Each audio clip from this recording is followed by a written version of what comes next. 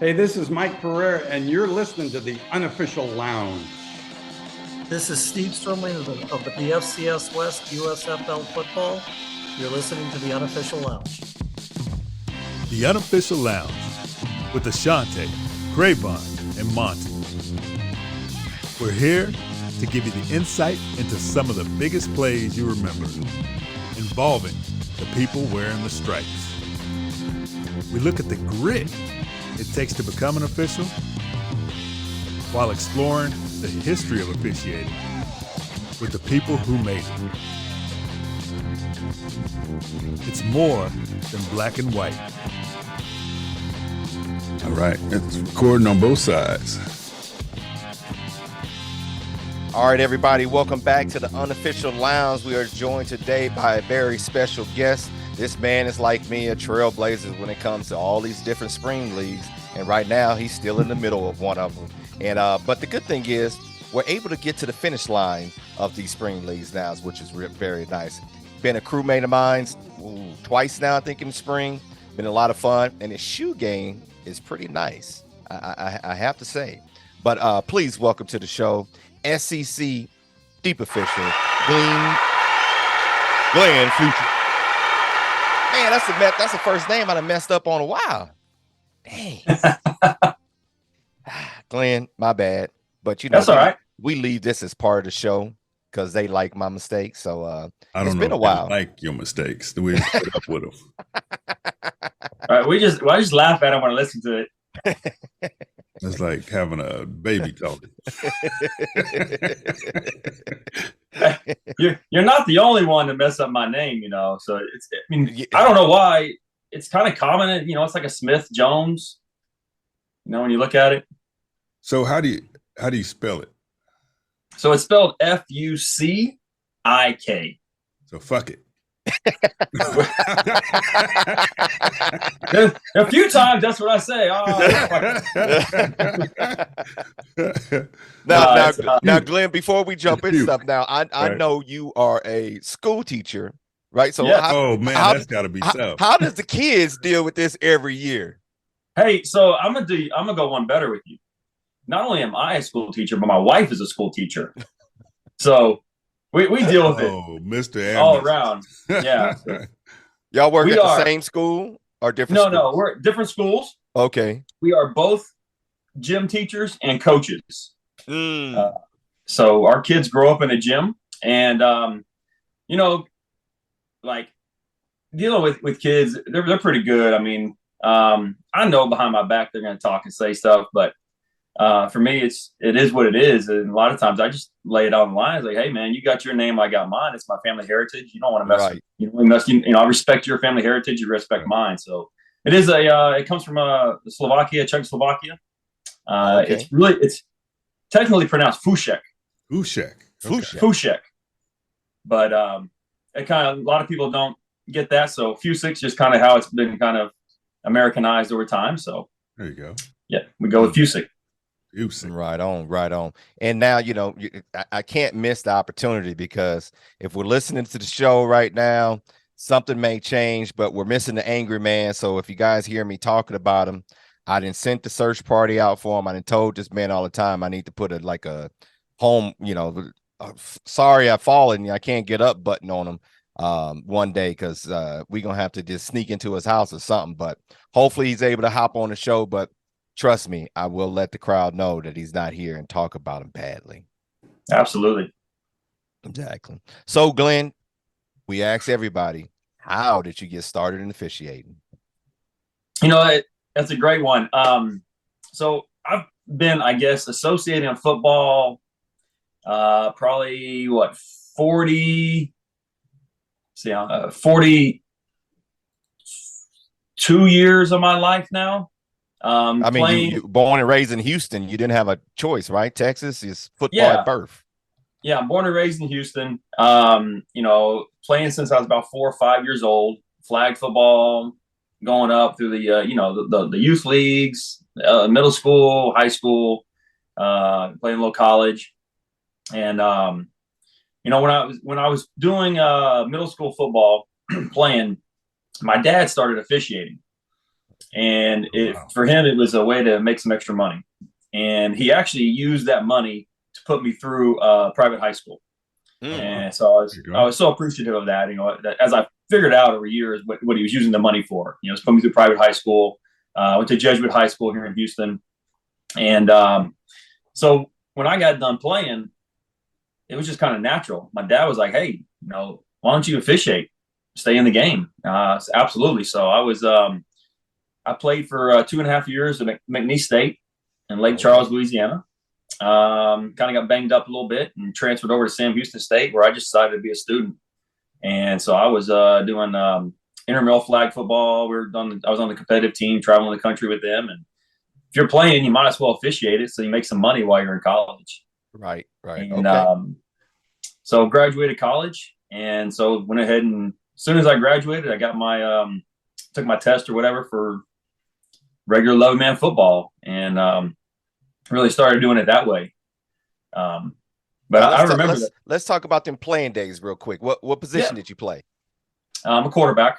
Oh, okay. There we go. So how'd you get banged up playing quarterback? I mean, concussion. I guess you did play in the day that you could get hit. Right. There was different days back then. Hey, so no, interesting story. My knees kind of took a little got banged up. But I was when I graduated high school, and you know me, Cravana. Right now, I am 6'2", 205. I'm gonna say a solid 205 right now. Right. That's one less donut. Right.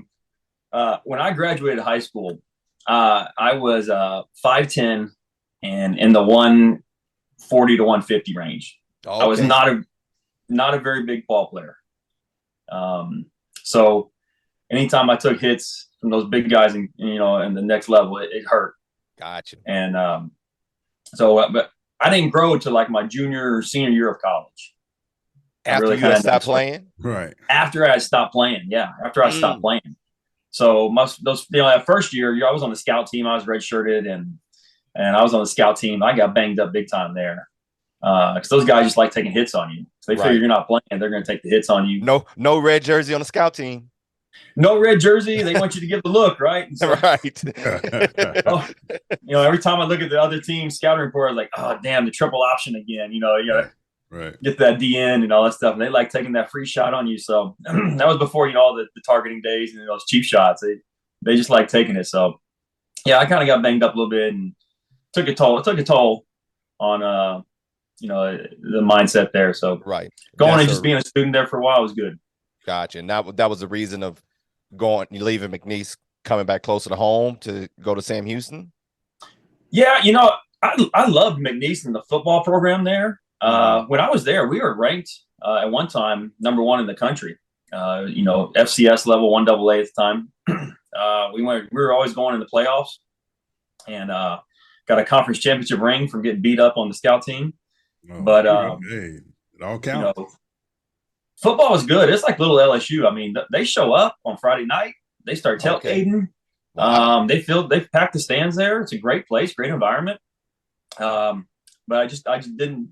I didn't like the classroom. I didn't like the college environment there. That stuff went there. So I was majoring in criminal justice at the time, and Sam Houston's one of the top programs in the country. So it's close to home. Made the switch over. Okay. So you come back home, you start officiating. I mean, it's Texas. You're in Houston.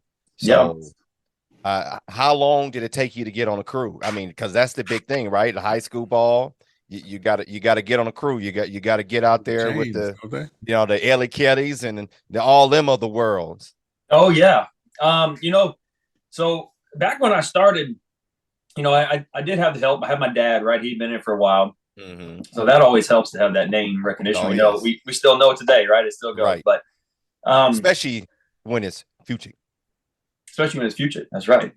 And so I started fishing. Hey, Glenn, hold on, Glenn. I think he wanted you to give him a clap for saying it right. No.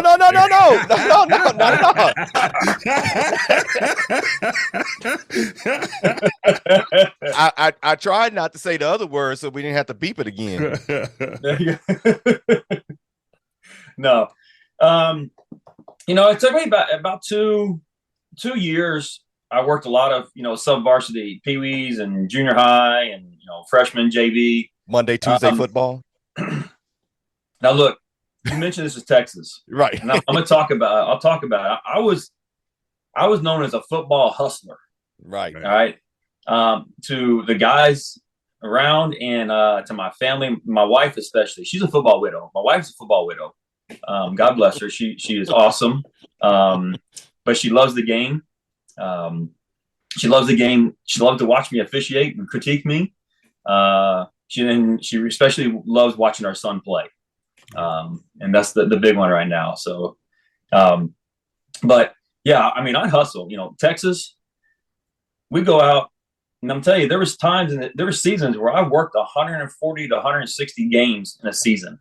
Goodness gracious. And that's all like in school, right? That's not, is that youth too, or is that just 7th, 8th grade, high school? So I'll tell you, I'll give you an example of what my week would look like sometimes. So we'll start Monday. We'll go do like middle school, and we'll have 3 games, an A, B, and C game. Tuesday, same thing, middle school, A, B, and C game. Wednesday, probably like some Pee-wees, some Pee-wees on Wednesday night, 2 games. Thursday, we would go out of town. We drive out of town because we go to some of the small towns around here, and you can get 3 games. You can get a middle school 7th grade, middle school 8th grade, and then a junior varsity high school game, and be back before some of the high school sub varsities were done. Friday night, you work a varsity game. Saturday, get up early in the morning, go work 5 Pee-wee games, and then drive and do mostly we did women's professional football, or sometimes some semi-pro. So like 6 games on a Saturday, and Sunday was day of rest. Go to church and rest up for the week. And that was on a regular basis. Okay, so how many years did you put that grind in of doing that many, where you were working 100 plus ball games? So like after my first 2 years, I wasn't grinding that much, but my first 2 years, then I got my break, and I got to do a couple of varsity games with a crew here and there, fill in. It was about my 3rd year that I got on a crew, and we got I think like a 7-8 game varsity schedule, which in Texas it's crews. It's not, you don't get scheduled. You get the actual coaches pick the crews. The coaches pick the referees here. Then it's a crazy thing, and they have a whole draft system. They sit down and they pick this and this, and there's been guys reprimanded for soliciting coaches and this and that to get games. And it's crazy. Yeah, we had the opportunity to talk to Brian Perry, who's running all of that in Houston now, and he was telling us that the amount of time that he has to put in with the coaches, and absolutely, geez Louise, no thank you. So I got to going where I was grinding. During the regular season, I was doing 7-on-7 in the off season during the spring. And it was actually when I was doing 1 7-on-7, and I don't know if you all know Joel Wetzel. Joel Wetzel out of the Big 12. That judge, great guy. Great guy. And I was working with 7-on-7 with him. He looks at me, he goes, Fucik. He goes, "You ever want to do college?" I go, "Yeah." He goes, "You're pretty darn good. You need to look into that. You need to get to these camps." And so that was probably year 7 that I've been officiating. Okay. Now, did your dad ever do small college, or was he just strictly local high school? My dad put in 30 years. Okay. In the Houston chapter here, and after 30 years, he hung it up and just decided, it was his time, and he was done officiating, and he's always watching my games. Where am I at this week? This and that. He loves watching my games, keeping up with me. But not only do my dad officiate and I officiate. So my younger brother, he officiates. Okay. And I have an uncle who lives here in Houston. He also officiates. So there's 4 of us in Houston, and I have another uncle in Nebraska. Before his knees went out on him, he officiated too. So there was 5 of us in our family that were officiating. A true family affair. Right. True family affair. Yeah. That's nice. But that's interesting though, that it had to be somebody outside the family that got you to engage of going to the next level. Yeah, it's kind of like, it never really dawned on me like to go do that. For me, when I started, it was it was, I'm out of college, working my first job and making some money there. My dad's like, just do this. So I was like, all right, just some extra. Like, truth be told, it was beer money. Right. It was play around money, extra money to play around with and do stuff with. And I was still single at the time. I was, involved in the relationship, but we weren't married yet. Right. So still had some freedom. Still had a little bit, but she knew what she was getting into. Right. Well, she signed up for it from the start. But she knew, because her being a coach, was she on the same path of coaching and teaching at that time too? Yeah, so she was going to school. When I started officiating, just getting started, she was still in school, and she had a year left to finish up. And so she was actually looking for more corporate fitness and stuff when she was going to school, and it just kind of meandered into, she became a school teacher, and then got out of the classroom and went into got into the gym and coaching and that avenue there. So, okay. So now you've been told to go to a camp. So what was the first camp you signed up for and you go to? I want to say it was the one here in Houston. I forget the name of it, but it was at U of H. Okay. It was at U of H and Rice. And I remember, guys, I remember Gerald Austin being there.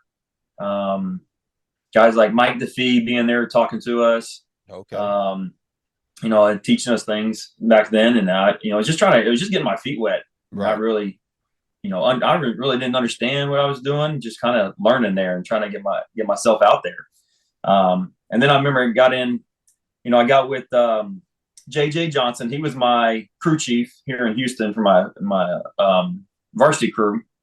And he was retired from the SWAC, but he took me out to the Harold Mitchell's camp, the SWAC camp in, I forget where. I think we were in Baton Rouge that year. Yeah, because it moved around for a while. It moved around, yeah. We were at Southern. I can't remember. I think we were at Southern University that year. And so I went to that camp there, and that was kind of like the first one where I really got looks. Okay. Some good looks in there, and didn't get picked up, it was funny. I just got done, this year helping out at Eddie Kelly's camp, the 18 camp, which used to be Harold's camp. And they were like, "Hey, you ever come to this camp?" I was like, "Yeah, man, it's like one of the first ones I came to." And now I'm a clinician over here helping these guys and talking to them. Yeah. So those are kind of the things I went to. But I never got any looks or any like really headway from those camps. How'd you feel at the time? Because now you're a few years in, putting out money for these camps. How do you, and you're saying you're not getting the looks at the beginning. How are you feeling after the camps and about what the prospects are moving forward? I was, I guess, frustrated, a little frustrated on it because I thought, people telling me, "Hey, you're a pretty good official. You got guys, working at other levels. You do a good job on the field. Come work with us."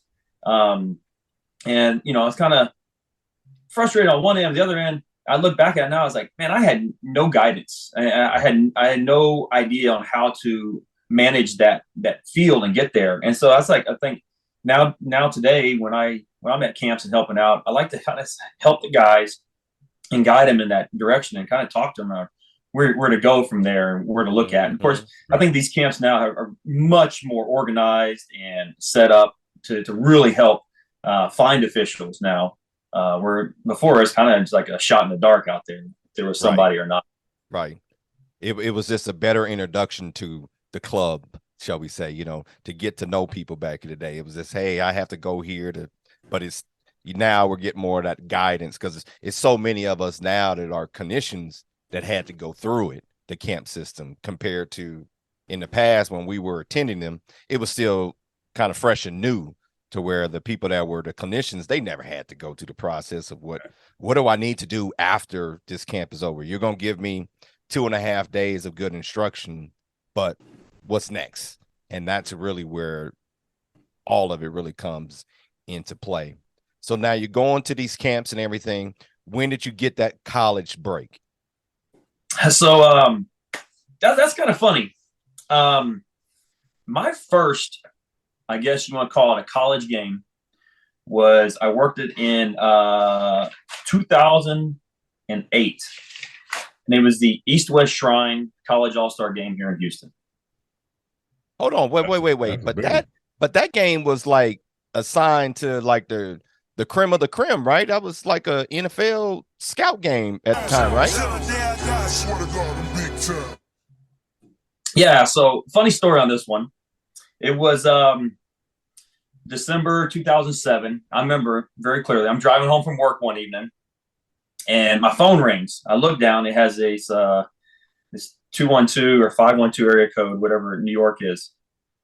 And I didn't know. I was like, well, normally I don't answer my phone if I don't know the number, right? It doesn't pop up or see this, but something told me, hey, answer this call. Somebody's calling me from New York. I don't know why. Let's see. I don't know why. It's just weird. But I answered it. You know, a guy on there, hello, Glenn? Yes, sir. This is Ron Baines from the NFL. And I'm like, hold on a second here. Of course, you know Mr. Baines, and y'all have had him on the show, and you know he's got that Alabama accent. Oh, yes. And I'm like, I've worked only high school at this point, right? And I've worked, and I'll tell you, and I'll get back to the story, but in high school, at Texas high school, there's one thing I have not done in my career. I have not worked a Texas state championship game. The most I've worked is a semifinal. Now, to work at a Texas state championship game, I would almost choose that over a national championship game. Oh, wow. It is that big of a deal here in Texas. Wow. That's big. It is big. I've worked it was a round 4 high school playoff game in Texas Stadium in front of 40,000 people. Ooh, God, dog. See, that's funny you say that, because when I was coming up, they had just brought back the California state games where they were having the North play the South, but they had the standards to qualify as an official. You had to be a 10-year varsity official and all kind of, and at that time when they had brought it back, I had just started to kind of, inch my way up in, college football and so on. I was like, hell, I'm gonna be eligible to work Division I ball before I'm a qualify. Right. High school game. Like this is insane, because it wasn't 10 years of experience. You had to have 10 years of a varsity schedule with 5+ more games each year. It's like It wasn't just like that first year you got one game and it was like you had to have a schedule to qualify. So it was nuts. So, but now you're saying, hey, forget going to Notre Dame, Texas.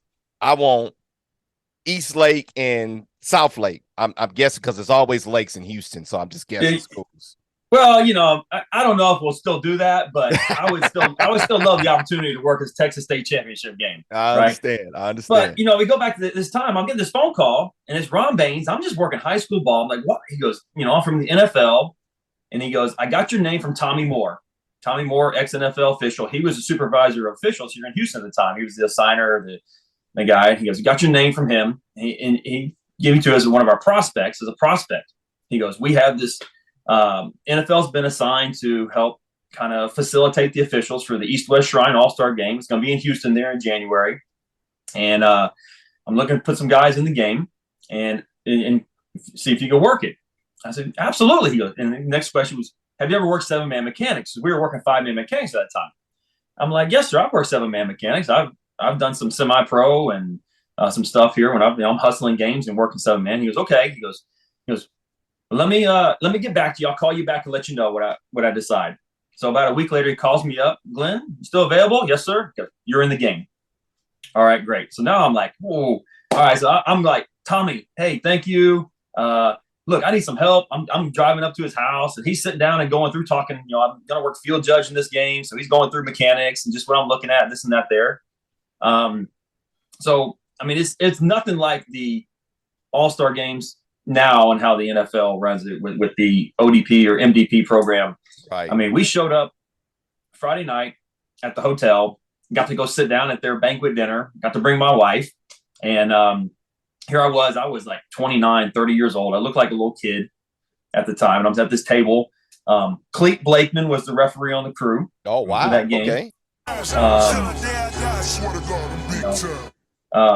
Mike DeFee was the back judge. So I mean, I got guys in that game that have tons of experience. Right. Here I am, just walking in, and so it was great though. I got to go out there. I got to do the whole thing, have the crew meeting with the guys, and this is my first kind of introduction to pregame meetings, all the things going on. Right. And they were like, oh, we got to find chain guys for this game. And I'm like, oh, you need some officials? I can help you out there. So my dad actually got to be a chain guy for the game. So it's kind of cool. I'm officiating the game. My dad's on the sideline with me, it was cool. Those are sometimes the experiences that really make this avocation or business, like I like to call it now, that we do the fun side when you get to, your dad's involved with it, and especially you officiated. Now he's seeing, I mean, I'm sure he was grinning, ear to ear, seeing his son out there in the East-West Shrine game, and he's standing on the sideline. That's this moments of times that you just absolutely can't get back, and that's some of the joy that this world of football and officiating and brings to us. So you work this game. Yep. Does everything just take off like a rocket ship from there, or is it now just kind of come back to reality and not so fast yet, buddy? Not so fast. I wouldn't say a rocket ship. It's kind of like I got in my Civic and I started putting it in gear. We're going now. So worked that game. I went to another clinic. Didn't get any headway from that. But Baines called me back up. He goes, hey, got this Arena 2 thing going on. Work Arena 2. Absolutely. So I worked Arena 2, and like that, I hustled that down. I was like, I got the games he assigned me, and then you'd be sitting there and they put out emails. Oh, we need somebody to go here. Bam, I'm gone. I'm there. I got you, coach. I think I worked 15 or 18 games that season. Okay. So now I haven't asked yet. At this time, you brought your wife to the Shrine game, so I know you're married. Is there kids now, or is there still no kids? Yes, I do have a young one at this time. Okay, so you had kids, and you still had the bag packed, ready to go. Yep. Yeah. Bag packed, ready to go. That's why me and you get along. But half game will work. I'm gonna follow it up with. I told you this. I said this in the beginning. I have the best wife in the world. She completely is understanding with it, and we talked about it. I said, look, I got this opportunity. This is this is what it takes to get here. And I need. Are you on board with it? And absolutely, she's been on board and supportive. Some of those arena games, I'm taking her with me, so we're going traveling for the weekend. I'm sure you had some drives too. I can't give some drives, family to go to nothing. Man, you guys do magic. But it also don't help now that you in replay. What they supposed to watch you do? That's true. Yeah. So my son was he was probably three at the time. He was 3 at the time, and he's grown up with a ball in his hand. So he's always loved the games and the sports. He, like I said, he just graduated from Jesuit, my old high school. So we're both alumni from the same high school. He's also a quarterback. Hold on, don't get it. I'm saving your son to the end because I want to get in depth with that because I know how involved and I'm saving that part. We're gonna talk about you, then we're gonna get to the years because I do want to know because I saw you a couple months ago and we still was working on some stuff. So I want to see if we came to some conclusions with the young Glenn out there. Yeah, absolutely. So now you go to the camp after the Shrine. You're like, hey, to the missus, hey, we have this opportunity. Let's get going. Yes. She's with you. So when do you say was that point in time you was like, okay, the camps have done something. The Shrine game has done, you're working the Arena 2. But even with the Arena 2, we're still looking for that conference hire. So who was the first college conference that's come in and say, hey, we want you? Yeah. So the story goes, so the next year, Ron Baines calls me up again. East-West Shrine's back in Houston, needs officials. I worked that game again. So I've done 2 East-West Shrine games now. After that game, I get the call from Gerald Austin, and he offers me a spot into Conference USA / CFO West. That's that whole CFO West thing at that time, right? Okay. So I get to go. So I get hired in CFO West, Conference USA, and like Gerald does, or most guys do, you kind of supplementally kind of get your 1 game or 2 games, right? So I had my first official college game was Stephen F. Austin at SMU. Okay. And Sean Smith was the referee in that game. Wow. NFL referee. NFL referee, yeah. We were both just coming in at the time. And so worked that game there, and that was kind of it. I really didn't have anything else on the schedule. I was just kind of waiting, sitting around. And so then I guess it was in October, right? So I got my notes here. Like in October, I was working, high school and sub varsity, and we had our Pee Wee crew.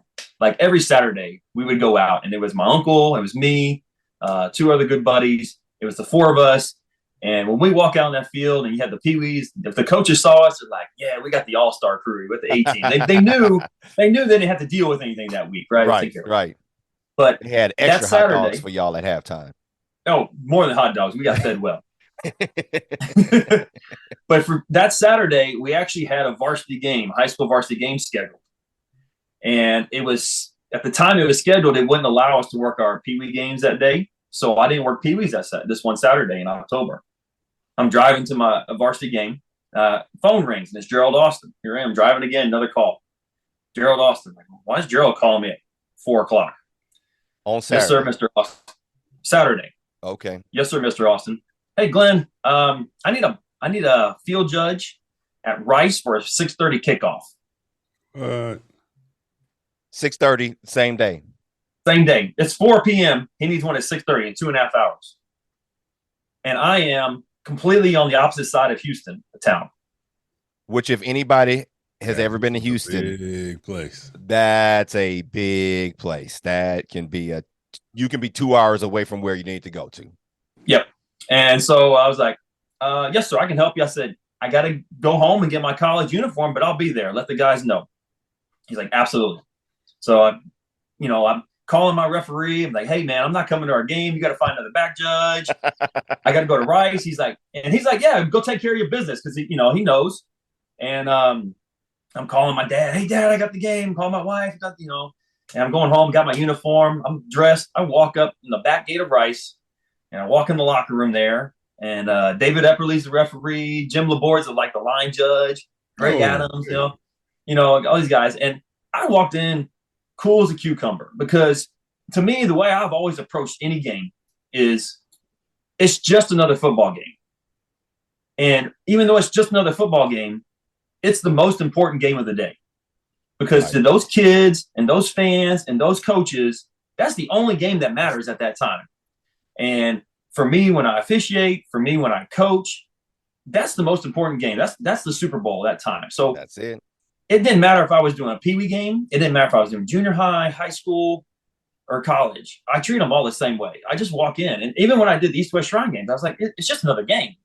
And I didn't feel this nervousness or pressure on me to do it. I just always kind of walk out there like, do your job, do what you're supposed to do, and take care of it. So I walked in. I remember, Jim Laborde, he was more nervous than I was. Oh, hey, it's okay. Don't worry about the coach, and just help out. You don't have to worry about any flags or anything. We'll take care of all the fouls. I don't know. Just run, baby. Just run. Right. Just run. Just stand out there and look pretty. Get the ball and run. Yeah. I don't know. I get a DPI coming down my sideline second quarter, and I wing that sucker, and it's 100% right on. Knocked the game out. Did a good job. And next week, Gerald Austin calls me up. Glenn, you're on the crew for the rest of the season. Oh. Nice. So, yeah. How long did you work in Conference USA? So from, let's see, that was 2009. And so then 2009, 2015, in the last 3 years of that, I was supplemental in the SEC. Okay. SEC Sun Belt. So from like 2012, 13, 14, 15, I would fill in as an AO or maybe work a game over there in SEC or Sun Belt. And that's one. Steve Shaw just called me up out of the blue. I wasn't even searching that out. He just called me up and said, "Hey, I need some guys." And of course, they always needed some extra guys to fill in those supplemental games. So that's kind of how I got my foot in the Sun Belt SEC door.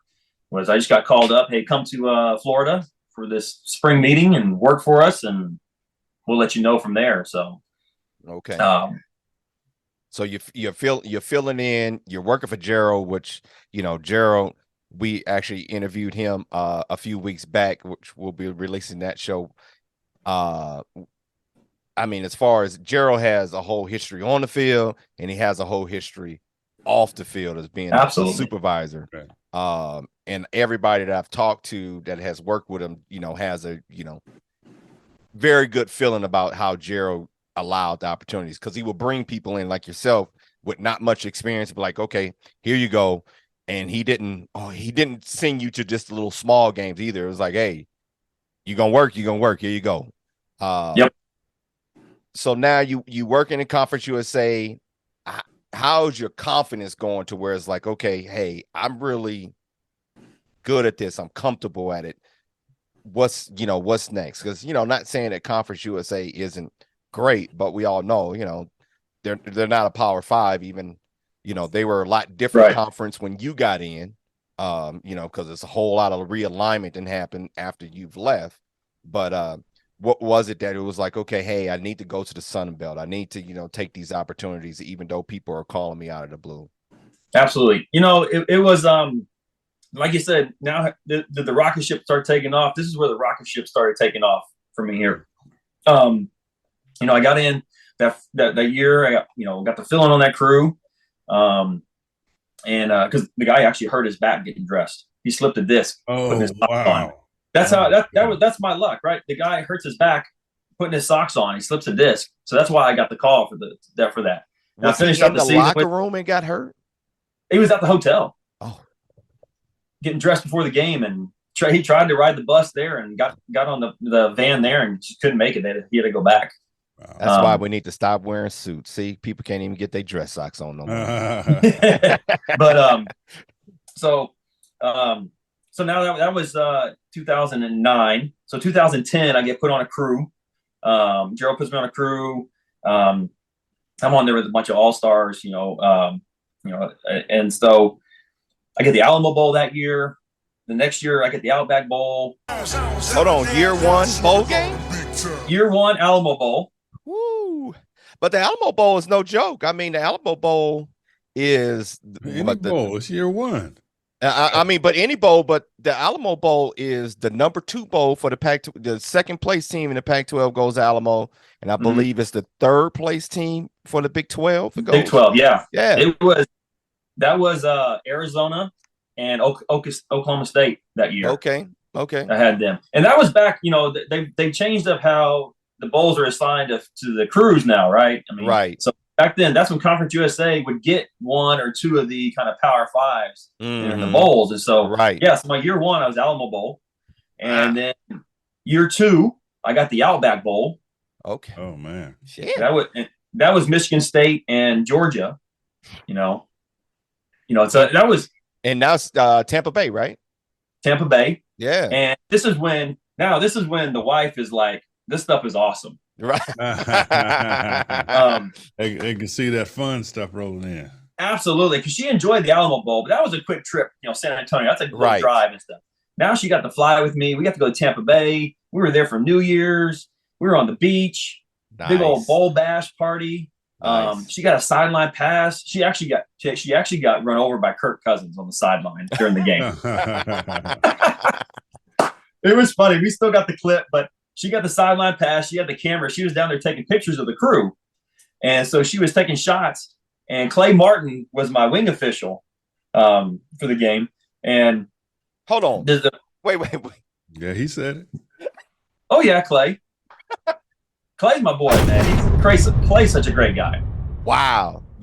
I've only met him a handful of times, and every single time it's been he is an absolute great guy. school teacher like yourself too, right? And a coach. Yes, he Yeah. was. And Yeah. I tell you, and this is where now that I look back on it, I've been great about putting guys in the NFL. I'm really good at it. Well, welcome to that's why me and you get along, boy. Man, I tell you what, if you want to go to the NFL, you just come work next to me. Yes. I will stick you in there, right? Yes. I will get you in.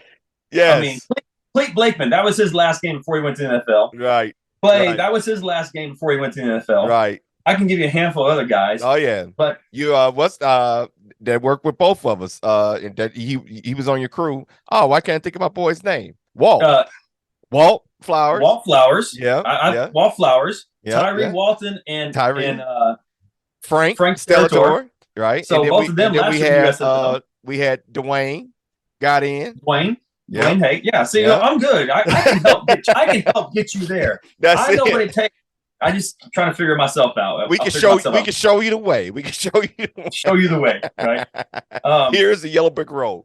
Yeah. So I mean, I'm taking off like Outback Bowl. My wife loved that. She had a great time in that game. She's like, man, this stuff's awesome. You got to keep getting these bowl games, you know. And so you're doing that there. And then next year, 2012, got the Conference USA Championship. And back to back. Conference USA Champion 2012. And then in 2013, I get the call again from Ron Baines to come work the Senior Bowl. Ooh, wow. Nice. And at that time, was it the whole week, or did you just go in, for the one practice in a game? Yeah, now we were just like one practice in a game. Okay.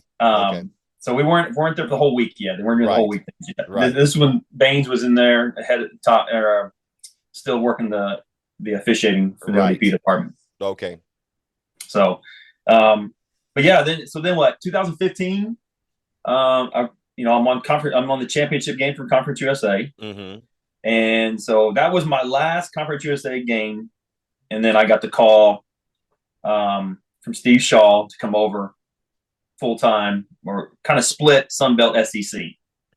So we like to talk about everybody how you had the opportunity to get many calls of getting promoted.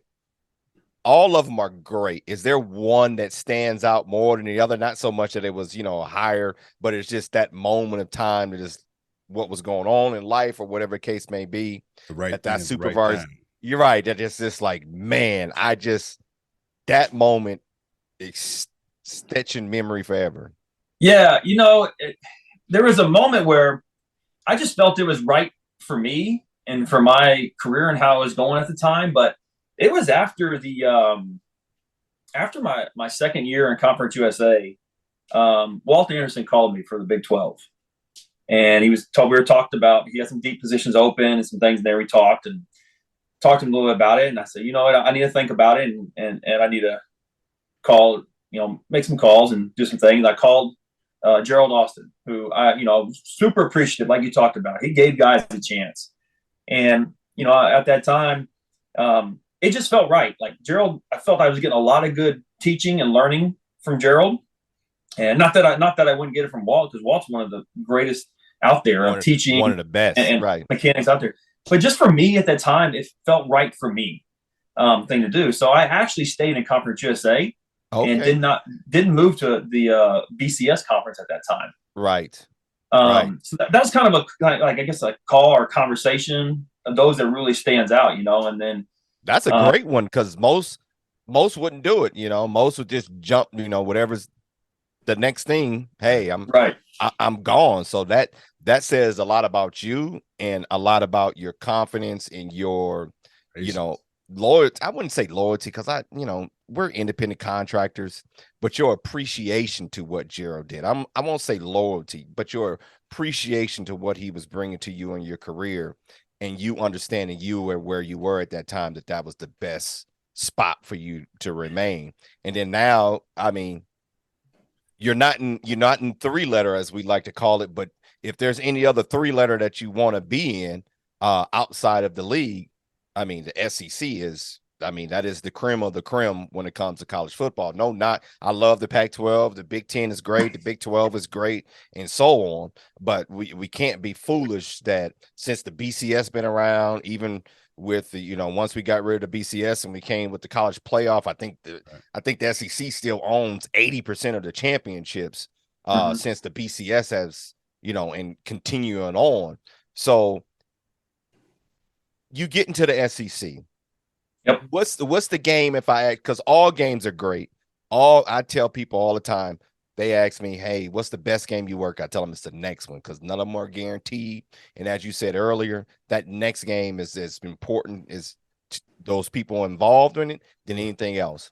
But what is the game that stands out to you in your SEC career? And let's not say the SEC championship. I know you got that in your belt, because you're big time like that. But what is the game that you just walked into like, damn, hold on, it's 105 people, it's 90,000, there's another 90,000 in the parking lot? What is that game that stood out to you? So you kind of just segued right into it. So my first year in, I was officially assigned to a Sunbelt crew, and me and another official were actually splitting a schedule for side judge on this Sunbelt crew. Well, I only worked 3 games with that crew that year. And so when I didn't work those 3 games with that crew, I was assigned either to another Sunbelt crew, or most of the time I was assigned to a SEC crew. So it was, I don't remember the week. All I know is it was Alabama at Tennessee in Knoxville. Right. In Knoxville. Neyland Stadium, 110,000 people. Right. One of the largest stadiums in the country. Yes. And I'm telling you, that thing is imposing. You walk out and look up, and those stands just keep going up. Right. But I remember I had a call in the first half. I was on Bama's sideline, and it was a potential, or I had actually a no call. It was a potential DPI on the Tennessee receiver. And it wasn't. It was not. It was just good timing. It looked nasty, but it was good timing. The famous bang bang. Yeah, if you want to call it that, right? And it was too. It was from my viewpoint as a deep guy. It's kind of one of those that say you're straight line, and like you don't want to use the term straight line, but it's just where you are. I got the guys going back there, and it is what it is. But and here's it's on CBS. It's a CBS game. All the other SEC guys are like, who's this guy? Who's this rookie working this CBS game? And then you got, was it Danielson on the monitor, on the replay. He's circling me on the replay. There's the official right there, and he calls me out. He says my name, and he says Fucik right. He says Fucik right. He pronounces it right. He does. I think he just wanted to say that name.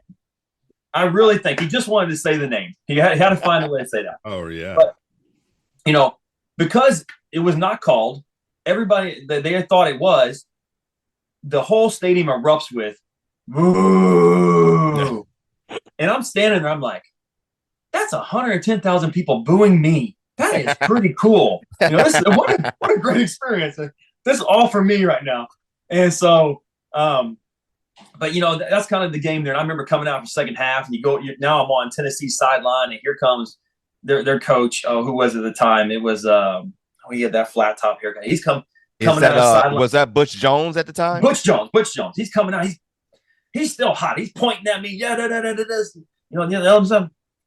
And like, okay, coach. Well, if that's the way you saw it, then our opinions differ.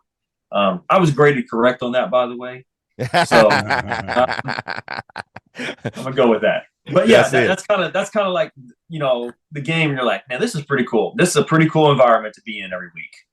Oh yes, I'm a great environment to be in. I mean, there is not a game that you don't go to each and every week that is like, ooh, because a lot of times the people that's outside of officiating, especially, or outside of the sports world, they'll look at a matchup and be like, oh, it's so and so and so and so. Oh, this is a bad game. Yeah, for everybody not involved, for the two teams in the officiating crew that shows up. The so-called bad games, as the media would put it, is the toughest games. I tell everybody to work. Those big matchups where everybody knows it's the biggest game, those to me, hey, it's louder, it's more attention, but they're simple. It's the ones that you have the whole coaching staff. It's about week 8 in the season, and both of them are at that tipping point of there may be some firings going on. there may be some movie vans showing up. Those are the tough games for us to work. When it's 2 9-0 teams, it's a big matchup. Right. But it's the 2 and 8 teams competing against each other in week 11. You're like, ooh, yeah, this is going to be fun. Oh, and then Yep. they ain't got nothing else to do but to pick Right. Now you're rolling in the SEC. Your family's involved. Family's growing, right? Because it's not Yep. one kid anymore. We're at what, 2 or 3 now? Well, it depends on what year it was. Okay. So, So, your first year in the SEC, yep. that at that game, how many kids was it for Alabama, Tennessee? That was, let's see. So there's 2. I have 2. So when I say it depends on what year it was. So right. My first son is my biological son. My youngest, we fostered him for 2 years and then adopted him. Oh, okay. Right on. So, but hey, that's a big clap, man. Thank you. Hey, heck yeah, that's good. And in the meantime, we also have fostered some other kids in there. So we've had, 2 or 3 kids in the house at a time in here. So wow. Yeah. So the Fucik family is extended upon many. We tried. Yeah, we tried. Hey, hats off to you. Forget your officiating stuff. Being a foster parent and adopting and so on. That's incredible, man. You being a teacher, being a role model, the way you are, both you and your wife. We love sports and we love officiating, but man, that's life. Yeah, that's life, man. You are providing an opportunity and stuff, guidance, a welcoming door to a lot of people that are looking for that welcoming door. So hats off to you, my friend. What puts you on that path? Yeah. That's an interesting one and great question. So, when my wife and I got married, after a couple of years, okay, let's start our family. And that happened. We had our son and it was going. So we're a couple of years, 2-3 years later, and we're like, okay, let's add on to the family. And things just didn't happen. And so, whatever reason it is, whatever path God has chosen for me, my wife, my son, or my family, it's just the path He's chosen. And sometimes, that's a hard thing for a lot of us to see. But I always go back to everything happens for a reason. God puts us there and puts us these things, and it might not be something we see today, tomorrow, a month, a year. It might be 10 years down the road. We say, God, that's why that happened. Thank you, God, for taking care of me and putting me there. And so, we are a very faith-filled family. And so we got into our family, there was just one morning in the summertime. My wife, I remember this very vividly. She wakes up, she rolls over. She goes, I had a dream last night that we adopted a kid. And my exact response to her was, it's funny you say that because I had this vision in high school that I always thought I would adopt a kid one day. And that's how the conversation got started. And we had never spoken about that before. We never really went down that path. So then once that started, then we started going down the path and researching and this and that. And it's taken us to the right place. It's brought our family closer together. It's built our family, and then it's also expanded our family because my youngest son, Cole, he's awesome. He also has a older brother and sister we actually fostered the sister for a while. But they're in Houston here also. So we have extended family. So we go see them on their birthdays, holidays, this and that. So my youngest will tell you, yeah, I have, 2 brothers and a sister and this and that. And everybody's like, no, you don't. You only have this. No, I have this and this. He has no bones about it. He goes, I'm adopted. And this is my sister over here. My brother's over here. And so we've never, hid it. We've always been honest with him, and it was funny you mentioned that. I mean, God has everything for a reason. He turned to me today and he was watching them on TV. He goes, "God, Dad, sometimes I forget I'm adopted. He says, you love me just like you love me like I'm part of the family." I go, "Dude, you are part of the family. You're my boy. You're my son." That's amazing. That's amazing. It's amazing. So it's a great feeling. And, like I said, as a teacher and a coach, I get to spread that and talk to my kids about it too. And let them understand that, your family and being a family man is a vocation. Whether your vocation is being your business, or you're a teacher, or you're a coach, being a great father is a great vocation to have. Being an official is a vocation to have. So I get to use this with my kids at school all the time. They're always talking to coach, where are you going this week? And what team, what channel are you going to be on? They love watching me and coming back. So I try to, realize that I am, it's a platform I get to use with the kids. Now, Glenn, I always knew you were a great person, a great guy, but you have taken it to the next level for me, because when it comes to, I have my sister's a teacher and everything, and those of us, Monty has kids and all, we know how important it is, even though the three of us are committed parents and we're focused, but having great teachers around them, not babysitters like a lot of people use you guys as today, but just to where they are showing young men especially and young girls where a man is supposed to stand, right? And but young men, how you're supposed to set yourself and the principles that you're supposed to have, and you being able to give, and then giving them that shining light to, hey, there's a whole lot of opportunity. I grew up in the same area that you grew up in. I'm teaching in that area now. Houston's my city. You guys are my kids, and you're bringing in kids from the outside and engaging that. Man, that's absolutely incredible. I'm almost, off this football stuff. And as a matter of fact, you know what? I'm gonna jump off right there, because I know you've had a tremendous football career, and I know one day the big three letter is gonna come calling you as well, because you are a damn good official. But me and you talk a lot about two things away from football.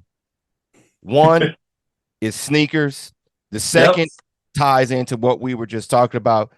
Your son, I know he's a quarterback, and you have lived the new quarterback world when it comes to having a young child playing quarterback in today's world of going to camps and all these different, we think about officiating with the camps.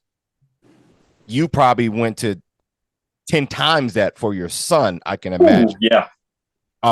Getting him exposure. How is that? I know he just graduated from high school. Congratulations. But I know he had a couple offers out there to some universities. Before we jump to how he concluded with the offers, talk a little bit about that journey of going to all those different camps and what you were doing to get your son promoted out there. Yeah, it's it's kind of a lot like officiating too, right? Getting yourself promoted, like you got to a little bit. Like for him, I had to learn kind of different world. Like with officiating, I stay away from Facebook, Twitter, Instagram, all those things. That that's we're no social media. Stay away from social media. Get off that social media. Well, I've never been a social media person, so when I got to my son, his recruiting, it was like, holy moly, I got to learn this stuff, because that's where the recruiting takes place, right? So I had to learn Twitter, I had to learn Instagram, this stuff. And it was going to these camps, and kind of the same way. You get out there, you got to meet people, you got to know somebody who knows somebody, you got to get somebody to vouch for you. It's like kind of officiating. You get somebody to vouch for you. Yeah, this guy's good, I'll tell you, it was a journey. And I'm thankful this summer I don't have to do that journey again, because the last 2 years, the COVID year kind of messed things up, but the last couple years, we had a schedule. I think last year we went to 16 camps in 22 days. Ooh.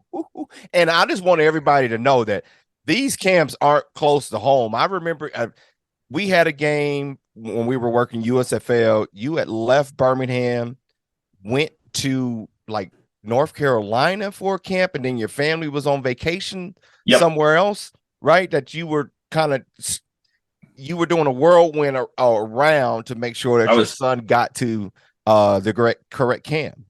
Yeah, I was. Yeah, we were doing, these schools, because you got a lot of these schools that reach out and they go, hey, we want to invite you to our camp. And, as a quarterback's one of the toughest positions to get recruited. No matter what they see on film, they want to see you throw in person.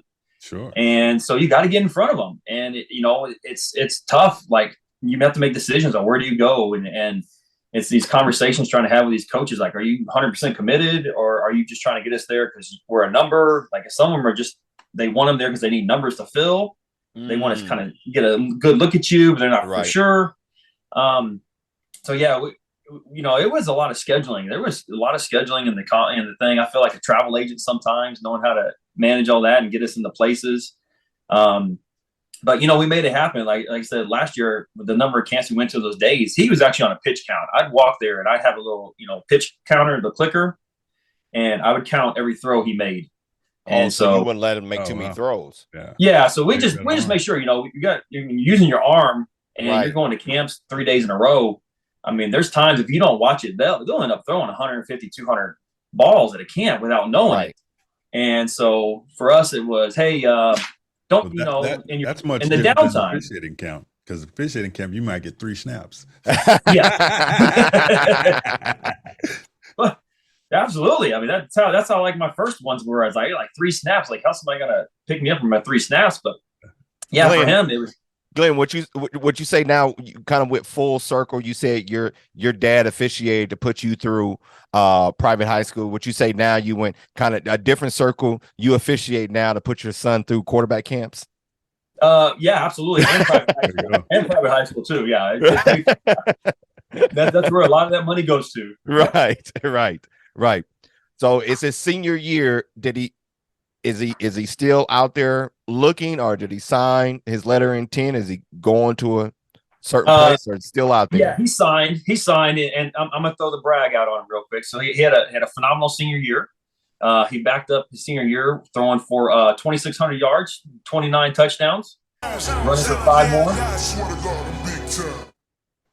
more. And so he actually decided to sign with Texas A&M Kingsville, or formerly known as Texas A&M. So he's going to head down there. He'll report officially in August, but he's starting to go down there in the summer. It's about 3 hours from home. It's in Corpus Christi, just a little bit about Corpus Christi area, close to the beach. So that helped him decide. Beach, girls. Right. It's a good place to be.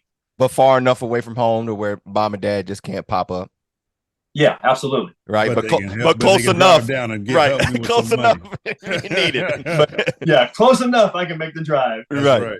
But it's also the new age of college football. The goal for him is to get somewhere, play, get snaps, and you just never know with the transfer portal and all this other stuff. He put good tape out there.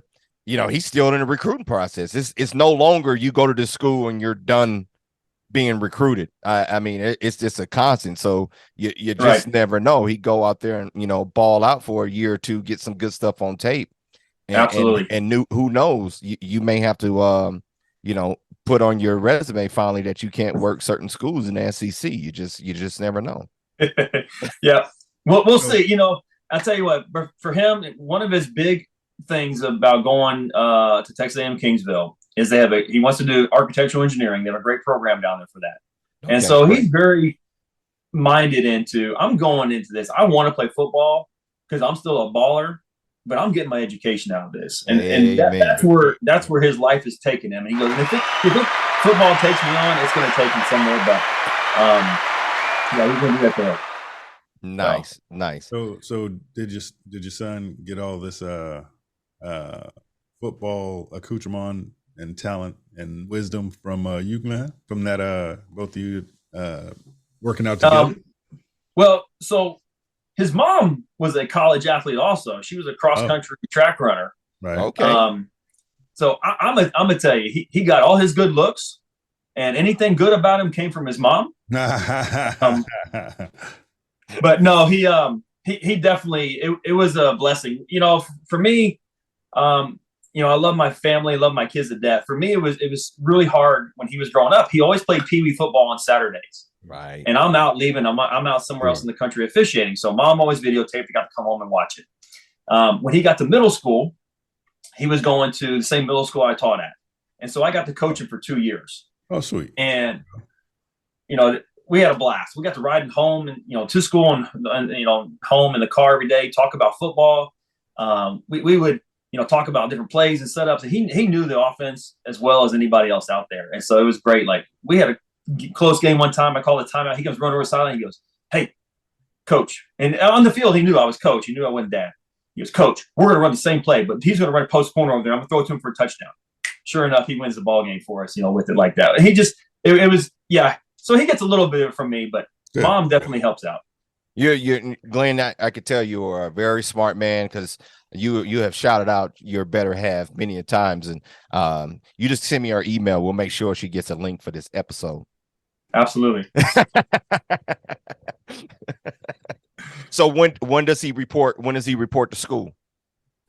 First week of August he reports, but they have unofficial some workouts and stuff he's doing here going down the summer for a week at a time. He'll go down there and do some workouts. Was he Don't get him in trouble. Right. Was he blessed, unlike you were, to where he has his height already? Yes, he was blessed. He's actually taller than me. I think he grew another inch since he's finished the season here. So he sits about probably 6'2.5" right now, 195, 200. Okay. Yeah, he's filling out. He's solid, and I'm excited to see what he's going to do down there.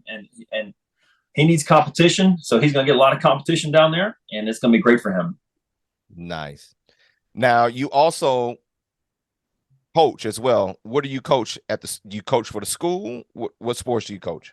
Yeah, absolutely. So at my school, I'm the PE teacher. I do 8th grade health. I'm the co-athletic director. There's 2 of us that run athletics. And actually I coach. So I coach football during football season, that's why I said my wife's a football widow. Right. So, it's middle school football. So Monday, Tuesday, play games on Wednesday or Thursday. Friday, you fly out, and you were coaching football during the middle of football season for college. Yes, I am. Wow. Only in Texas. Only in Texas. Right. If I'm needed, I coach basketball, and then I also coach softball. Okay. Wow. Goodness. Now you're the athletic director, so that means you have a lot of interactions with officials on the other end, as being the administrative side. How is that being official? Do you sometimes have to deal with officials to where they maybe went too far, and it's like, hold on, I'm in the same world with you? That's not quite how it worked. Yeah, it's you have to work with them sometimes. A lot of times we get pretty good guys that come to our school. One, they know we pay them pretty quickly, so they like coming to us. Turn that check around. That's always a good thing in our world, right? It's always a good thing. So we get some of the same guys, but yeah, there's been times where I work with guys, especially when I'm coaching football. There's been so many new guys in the Houston chapter. Like I don't. Some guys know me, but I won't go out there and say anything to them. And I've had games that, I forget, but they'll have a penalty and they'll enforce it wrong. Maybe enforce it 5 yards instead of 10, or try to do that. I go, "No, man, that's a 10-yard penalty." He's like, "No." I'm like, "Yeah, that's a 10-yard penalty." So, and mother assistant coaches walk by, go, "You probably should listen to him." And stuff. But he may know a thing or two. Maybe. But I try not to mess them too much. But it should be a good thing though, because now, I mean, you have the ills and the issues that they have. So parking's already set up. Like you probably kind of go over and above most athletic directors to make sure that things go smooth for the officials. Wouldn't you say? Oh yeah, especially basketball season. Especially when I'm not coaching. Like basketball season, they'll come to my gym. I got their paperwork ready for them. Sometimes I get the same guys over. I'm like, "Dude, don't even fill out again. I'm just check you down for another day." Right. That on there. And then I got the Gatorades, all that stuff set up for them in the office, and they're ready to go. And so they come in, they got their 3 hours of work, get their, their paycheck, and they're out of there. And just get rolling, which we all love. Now, what sports is your wife coach? She does girls basketball. Okay. And track. Okay. She ran cross country, so that makes sense. Yeah, ran cross country. She played a little basketball in high school, so she's not a bad baller. Not bad. Can she beat you? Well, I wouldn't go that far. But, All right. So my final subject, which it's funny. I think we hit it off from the jump, being on the same crew together. But once we start seeing the sneakerhead, we had something else to talk about. What got you? Because I think you're kind of new to the sneakerhead world. Yeah, I am. I'll say I'm a rookie at it. Okay. What's the latest kicks? What's the latest grab you got? I haven't really got anything. My son came home with some pandas, panda dunks yesterday. Okay. He got him, bought him used off a guy. So those are just low top Air Force Ones, right? Well, Air Force Ones are different than dunks. Right. They're a different model. Goodness gracious. Don't listen to Monty. He has no idea. He may come out here with some pro wings. None. That's so really put dimes in them. I've always had a lot of tennis shoes. Being a PE teacher coach, right? You wear them every day. That's all. That's like dress shoes you wear to work, right? Those are my shoes I wear to work. And so you keep switching them out because you wear the same shoe. They get uncomfortable. So you got to stay in a comfortable, sneaker. But it was my kids at school. They start, that kind of sneakerhead thing started growing and building. They're like, Coach, you need to get you something. I'm like, nah, not really. But I had always wanted a pair of Jordan 4s ever since when they came out, when I was back in middle school. I always wanted a pair. So I finally came across when I came at the Red Thunder 4s came out. Ooh. And those are my first pair I got. I popped on them right away. I was ready. As soon as they dropped, I was online, bam, bought them, got them. And so I got those, and then I wore them to school. I'm teaching and coaching. Like, Coach, Coach. All of a sudden I became like, you're the hero. It upped my status with kids, right? Coach got game. Oh yeah. You got to be careful in Houston, though. They might have came out with a knife too, coming after you. So I'm in Sugar Land. We're okay. Right. He's right. But so I got those, and then I just started building upon it. Like I had some credits on Nike one time that we got, so I was like, I'll just get these here. So I got some turquoise, high top dunks, and the kids are like, man, those are good, Coach. And all of a sudden I started seeing how I could pair them with different shirts and outfits and things like that. So I just started building upon it, and then just recently my son got into it. And the good thing is we were the same size. There you go. We are kind of split. So I'll go. He'll borrow mine. I'll borrow his. Ashanti. He was, when I saw him down in Houston. I was like, we were talking sneaks. And the problem with Ashanti is he would get some fuchsia shoes, some light bright shoes. It's gonna be some very random colors that he go with. Yeah, I mean, if you get those, you can only wear them with certain things. So I try to get stuff I can kind of wear with other things.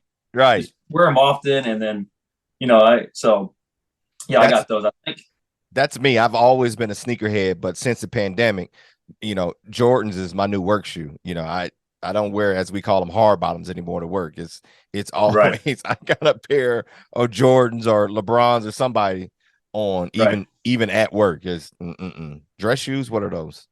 Yeah, so I guess the last pair I bought was the Jordan 5s, UNC Jordan 5s. Oh, those was nice. They are, but I got them. I'm a size 12, and they were sold out of 12s, and I went back on. I got them in size 11. Oh, so they a little tight. Yeah, they tight. I haven't worn them yet. They're still in the box. I'm trying to find somebody I can trade them. I want to trade them for 12. So I'm gonna find somebody to trade them with. There you go. I want to wear those. They're nice, but yeah, we enjoy mixing it up. And my son now has gotten into this whole fashion thing with the girls and stuff like that. Yeah. He's gonna be asking like, Dad, I drove all the way back from home, 3 hours just to can we trade shoes real quick? I got a date next week. Yeah, he thinks he's taking a lot of them down there with him. I say, no, you ain't taking no, not all of them. Yeah, see, that's my wife and daughter are the same size, so it's hilarious because my wife is probably a bigger sneakerhead than I am, so my daughter gets to trump out on all her shoes. I just crack up. Nobody can touch my 12 and a half and 13s, thank goodness, because I would have to both. So Glenn, going back over your whole officiating career, growing your family throughout it, what would you tell the young Glenn official now that you wish you would have known 15 years ago in your football career? Gosh, it's been such a fun journey. Like, just to sit here and talk through it with y'all tonight and do this here. I think the things to go back and things I talk about young guys now is if you have a goal in mind of something you want to do, kind of you set that plan in place. How to be able to set that plan in place a little sooner, right? But for me, it really wasn't that goal. The goal of being the SEC or even moving up or wherever that wasn't in place. It was just here to have fun and enjoy what you're doing. Enjoy every time you're out on the field. I think that's one of the biggest things for me has always been I'm on a football field. I mean, unless I'm skipping work and playing golf, I mean, where else would I want to be? I'm on a football field and I'm part of the game. I get asked all the time, what's your favorite stadium to go to, or what's your favorite thing? I say, you know what? My favorite thing is getting to bring the teams out of the locker room because I get to go through all their fanfare and stuff, and that's the coolest thing. I get to see that every week, and it's fun. And I don't think of it as a job. I think of it as camaraderie. I get to hang out with guys, with my guys like you, Trayvon, and stuff, and whether we're doing AAF or XFL or USFL or we're going through all the letters, all the of them. Spring League, Arena 2, Arena 1, all those things. Exactly.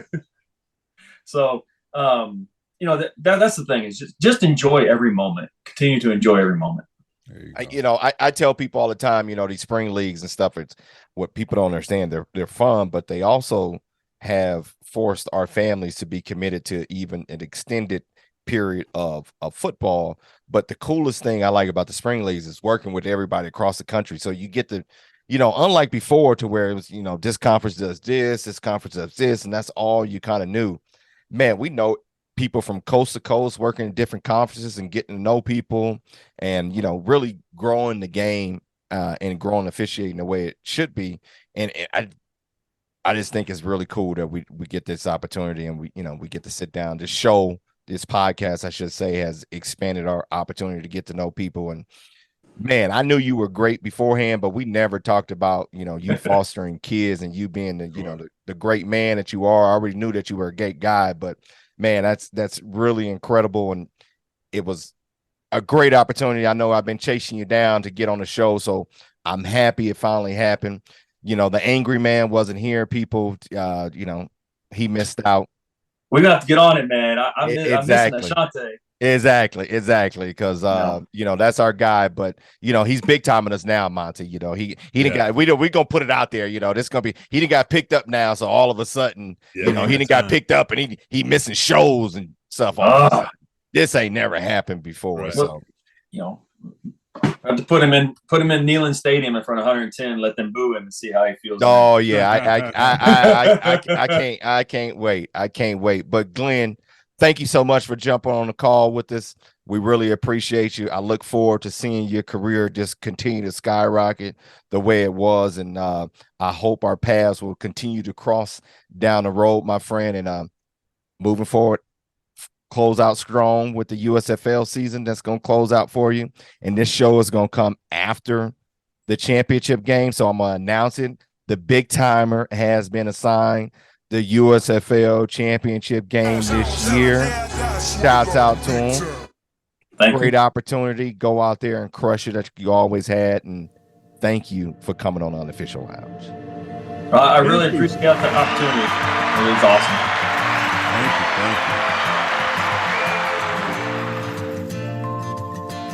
The next time you're traveling up the picturesque Pacific Coast Highway, join us for happy hour at PCH Street Salon and Wine Lounge. The heart of the Pacific Coast Highway is in Lompoc, California. Thank you for listening to this episode. Remember to please like and subscribe, as the Unofficial Lounge is available on all your podcast streaming outlets, including Apple, Google, Spotify, and Anchor. We look forward to you joining us next time in the Unofficial Lounge.